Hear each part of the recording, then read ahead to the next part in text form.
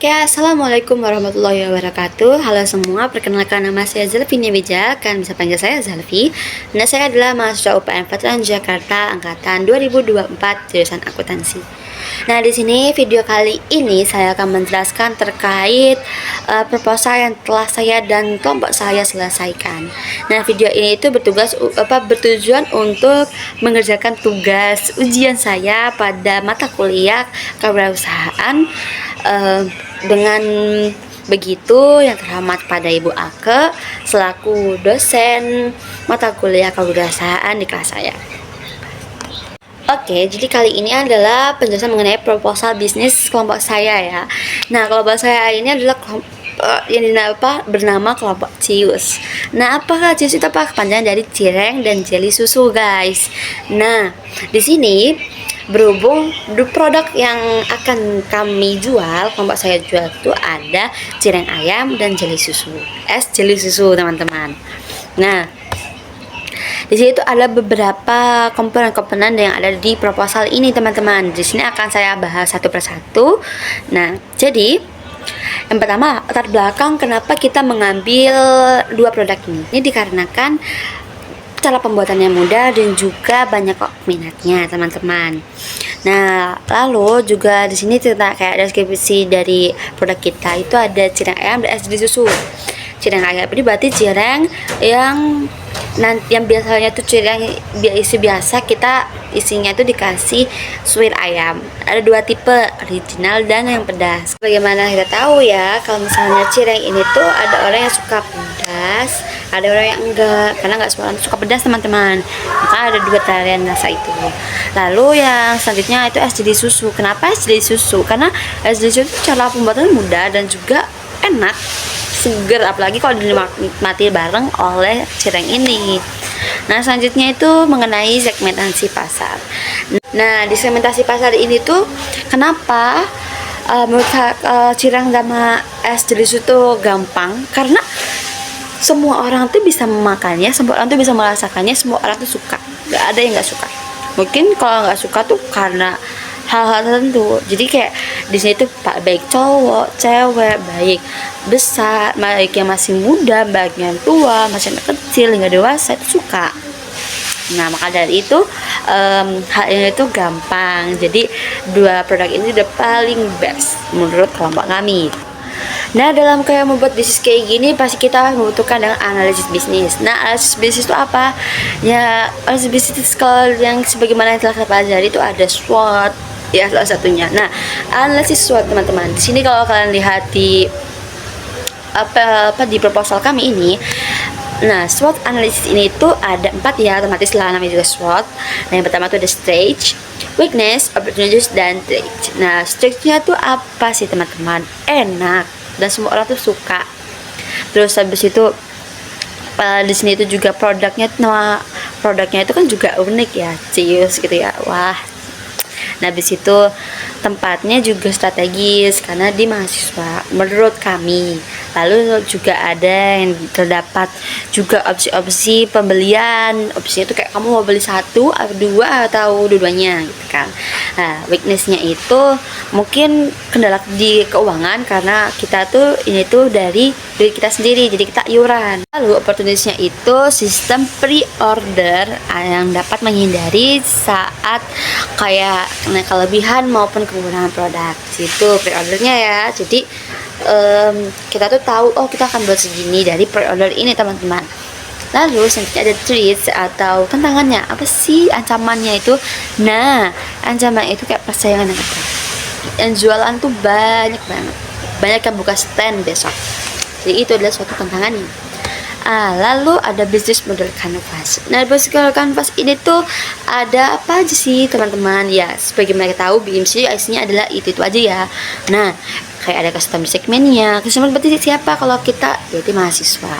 Lalu ada customer relationship-nya, itu kayak pembelian bonus-bonus gitu. Kayak kalau mungkin kalau kita beli dua tuh lebih murah gitu loh. Nah, ada value proportion-nya, terus ada channel-nya, terus ada revenue system. Revenue dari mana? Ya otomatis kalau revenue dari hasil penjualan doang ya teman-teman.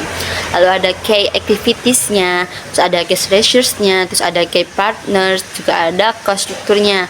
Cost struktur otomatis ya biaya bahan baku dari segalanya, dari bahan-bahan dari awal belinya, operasionalnya, terus bolak-balik juga pastikan betul modal juga, biaya juga gitu. Terus ada kayak biaya pengemasan juga. Nah itu teman-teman, jadi di BIMS itu isinya seperti itu. Nah selanjutnya juga ada value proposition canvas. Nah di value proposition canvas ini ada dua. Yang pertama itu ada customer segment dan value proposition. Nah, apa sih itu? Kalau kita lihat di sini, kalian bisa lihat di ini yang bulat itu customer segment, dan yang kotak ini yang persegi itu ada value proposition-nya. Bisa kalian lihat ada apa aja di dalamnya ini tuh. Ada kayak gains-nya kalau di customer segment itu kepuasan emosional, efisien waktu, kemudahan pembelian, praktis, tidak ribet dan segalanya. Terus ada kalau yang di value proposition-nya itu ada gains culture-nya, itu ada beraneka rasa, sistem pre-order. Nah kalian bisa baca ini teman-teman, bisa kalian di poster ini, di poster di proposal ini teman-teman.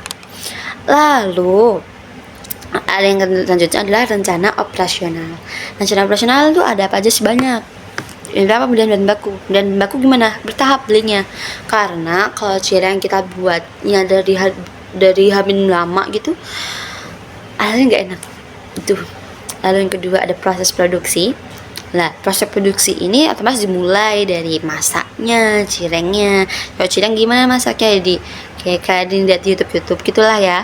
Itu kayak berarti dimasak bumbu pakai tepung tapioka, terus habis itu tambahin perasa, tambahkan juga daun bawang, itu nanti biar enak. Nah jadi kalau tinggal dibentuk, lalu nanti isinya dikasih ayam yang sudah disusui. Kalau yang dikasih kayak mau pedas nanti dikasih cabai, kalau enggak ya enggak gitu kan, cuman yang original aja. Lalu selanjutnya ada proses pengemasan. Pengemasannya gimana nih? Pengemasannya ada dua. Kalau kita es susu ya, es jeli susu. Nah es jeli susu ini tuh kita pakai cup yang medium. Lalu kalau yang cireng ayam ini kita menggunakan styrofoam hamburger gitu, yang kalau kalian beli di di gacoan. Nah tuh. Lalu selanjutnya ada proses promosi. Nah proses promosi kita gimana? Dengan cara memberikan mengupload poster-poster yang kita buat itu di WA, di grup WA, di Instagram, di medsos lainnya itu, sehingga orang-orang tahu kita menjual produk ini. Nah lalu selanjutnya ada lokasi produksi dan penjualan. Lokasi produksi di mana? Berhubung untungnya kita ada warlock atau asli Jogja, jadi kita akan di sana, yaitu di rumahnya Syifa. Lalu yang kedua itu ada lokasi penjualan, otomatis di audit ya teman-teman. Kalian bisa besok langsung beli di audit. Nah lalu selanjutnya ada proses penjualan dan distribusi. Nah proses penjualan dan distribusinya itu dilakukan secara langsung di lokasi teman-teman. Nah kalau pemasaran lewat mana? Pemasarannya juga bisa lewat WA ya, dengan kayak sistem pre-order yang sudah saya sebutkan tadi. Nah lalu selanjutnya ada rencana organisasi. Struktur organisasi tim Cius ini apa aja? Ada 5, karena kita cuma berlima teman-teman. Apa aja? Yang pertama ketua tim. Ketua tim itu tugasnya otomatis mengatur dan juga memberi keputusan, memutuskan keputusan gitu kan. Nah siapa? Jadi teman saya yang namanya Pak Hatir. Lalu selanjutnya ada yang bagian keuangan, berarti mengurus keuangan, kayak yang keluar berapa, harus kasih berapa, penghitungan modal itu teman saya juga ya, itu bernama Gavin.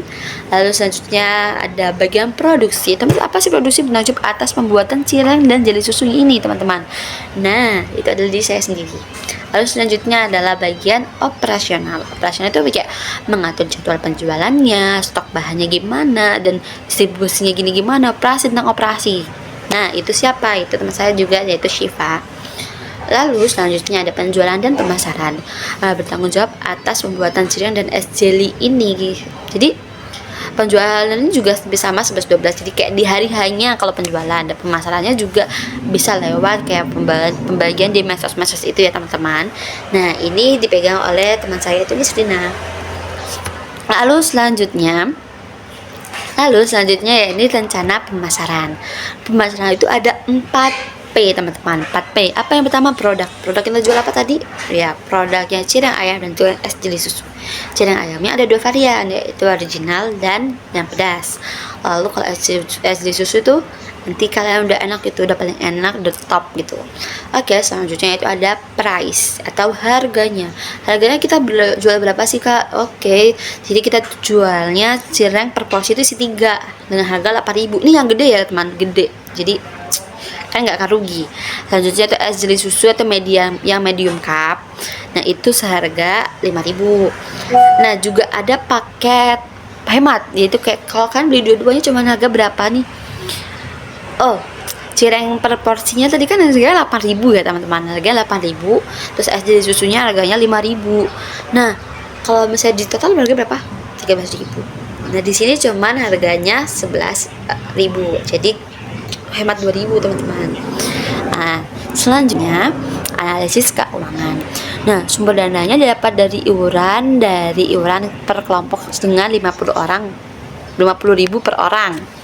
Jadi analisis keuangan itu sumber dana yang didapat tuh dari iuran anggota kelompok dengan 50.000 per orang. Nah biaya variabel. Nah biaya variabelnya itu kalau untuk cireng ayam sendiri itu totalnya 113.000. Variabel jeli susu sendiri itu sebanyak 169.000. Lalu selanjutnya adalah biaya tetapnya. Biaya tetapnya berapa sih? Kalau cireng itu biaya tetapnya 40.000. Kalau yang es jeli susu cuman 35.000. Lalu selanjutnya itu ada total biaya produksi. Nah kalau cireng ayam itu 153.000. Sedangkan kalau yang jeli susu sendiri totalnya adalah 169.000 ya teman-teman semuanya. Lalu selanjutnya adalah HPP atau harga pokok produksinya. Itu berapa? Total biaya dibagi jumlah produk yang dijual. Kalau untuk cireng ayamnya itu seharga 6.120. Kalau jadi susunya seharga 2.816. Lalu selanjutnya masih ada harga jual. Harga jualnya itu sekitar 7.350. Kalau digenapkan jadi 8.000 ya. Lalu kalau yang es jeli susunya jadi 5.000. Oke, kalau penerimaan kotornya berapa? Kalau cireng ayam itu cuma dapat 200.000 karena kita jualnya cuma 100 ya, estimasi 100. Lalu kalau yang jeli susu estimasi 60 dengan total 300.000. Lalu selanjutnya ada pendapatan bersih. Pendapatan bersihnya kalau yang di cireng ayam cuma 47.000, kalau yang di jeli susu seharga 131.000. Lalu selanjutnya ada BEP. Nah BEP ini kalau untuk cireng ayam itu sebanyak 91.954.000. Lalu kalau yang BEP unitnya ya tadi itu rupiah, kalau yang unit itu 11,49 atau memproduksi sebanyak 12 cup, 12 tempat. Lalu habis itu yang jeli susu ini BEP rupiahnya 63.300. Lalu kalau BP unitnya sebanyak 12,6 atau 13 kan. Lalu selanjutnya ada ROI. ROI ini kalau cireng ayamnya sendiri kurang lebih 30%, kalau yang jeli susu kurang lebih 77%. Nah selanjutnya adalah yang terakhir RCS atau racun cost ratio. Racun cost ratio ini untuk cireng ayamnya sebanyak 1,307, lalu kalau jeli susu sebanyak 1,77. Oke, selanjutnya rencana kegiatan. Sebagaimana kan bisa lihat ini teman-teman di proposal kita ini, jadwal pelaksanaan usaha pekerjaan pengangguran ini kayak dari persiapannya semuanya sudah dibagikan oleh penanggung jawabnya masing-masing. Tapi ini sekedar penanggung jawab, tapi semuanya tetap bergerak teman-teman. Karena kalau bergerak sendiri-sendiri tuh susah. Ya, jadi kita harus berbareng-bareng. Tapi penanggung jawab ini untuk apa? Agar kayak orang tuh kayak rasa, oh ini bagian aku, ayo kita kerjain bareng-bareng aja, kayak dia tuh ada gigihnya gitu di situ. Nah, lalu selanjutnya analisis risiko. Nah, kalau kita jualan kayak gini pasti ada risiko. Kita bisa menganalisisnya. Setelah dianalisis, yang pertama kualitas rasa berubah saat disajikan. Iya, karena kan mungkin kita buatnya kalau cireng kan hamil 1, besoknya bisa jadi mungkin agak nggak kurang kurang gimana gitu rasanya gitu. Terus mungkin rasanya orang yang di sini suka sama orang yang luar itu beda, itu juga bisa juga. Terus ada kelebihan dan kekurangan stok. Maka kalau itu tadi itu ya seperti saya jelaskan dapat di kurangi dengan cara biji ini, dengan cara pre-order. Lalu selanjutnya ada produk yang laku karena kurang menarik, mungkin karena kurang menarik ini karena banyak orang yang menjual ya. Nah, lalu sama kayak mungkin mungkin kita harus kayak menambah apa gitu, kayak varian-variannya, kayak dekorasi nanti kita di sana. Orang kayak wah ini kayak rame nih gitu. Terus nanti ada kendala tim dan persiapan teknis. Nah kayak ini pembagian tugas, ini bagaimana cara mengurangi ini, mengatasi ini, yaitu dengan cara tadi pembagian tugas yang tepat. Nah jadi itulah hasil dari proposal yang telah saya dan kelompok saya buat mengenai produk-produk yang akan kami perjualkan nanti di hari terakhir saat kita menjalani kewirausahaan, menjalani matkul kewirausahaan. Mungkin sekian, kurang lebih mohon maaf atas salah kata saya, atas penjelasan saya yang kurang jelas, kecepatan ataupun apa itu. Kurang lebih mohon maaf. Assalamualaikum warahmatullahi wabarakatuh.